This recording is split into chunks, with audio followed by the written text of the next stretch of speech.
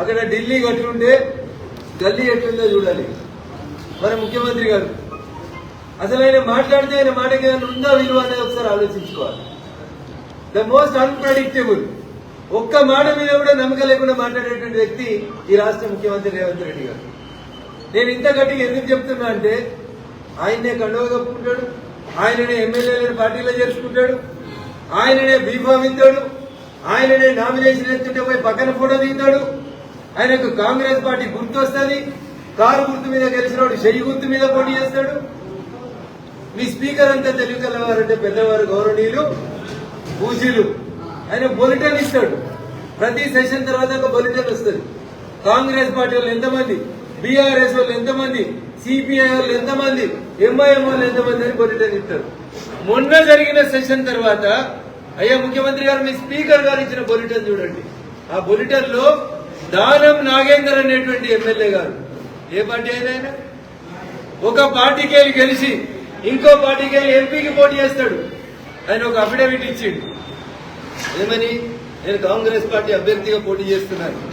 ఆయన నామినేషన్ వేసిండు, ఆ నామినేషన్కి వీళ్ళందరూ పోయి కాంగ్రెస్ పార్టీ బీఫామ్ అభ్యర్థిగా ఆయనకి నామినేషన్ వేసిండు.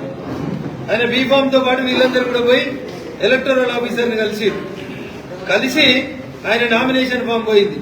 ఆయన కాంగ్రెస్ పార్టీ చేయి గుర్తు ఇచ్చింది, ఆ చేయి గుర్తు మీద ఊరూరు తిరిగిండు.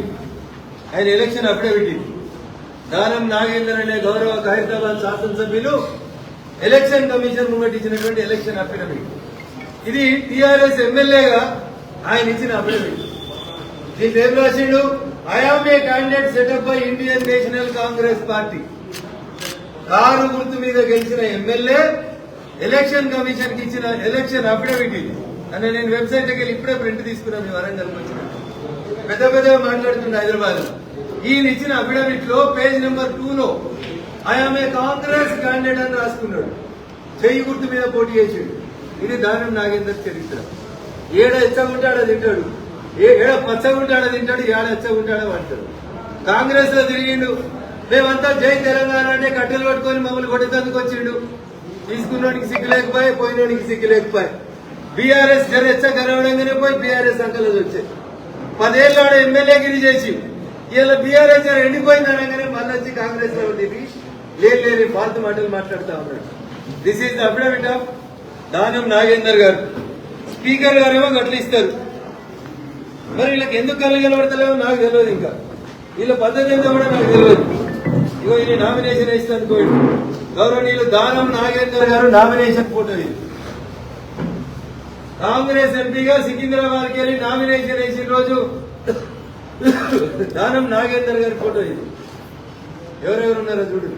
ఇలా మీ భద్రకాళి అమ్మవారి దగ్గరికి వచ్చినటువంటి గౌరవనీయులు మహేష్ గౌడ్ గారు కూడా ఉన్నట్టున్నారు ఈ ఫోటో. ఎందుకంటే సాక్ష్యం ఏముండదన్న, ఇక నిన్న అలా పట్టణంలో తిట్టుకుంటున్నారు. ఎమ్మెల్యేలంటే ఇట్లా కూడా మాట్లాడుకుంటారు అని సిగ్గు లేకుండా మాట్లాడుకుంటున్నారు. ప్రజాప్రతినిధులు అంటే ఇంత దిగజారుతారా అని చెప్పి మాట్లాడుతున్నారు.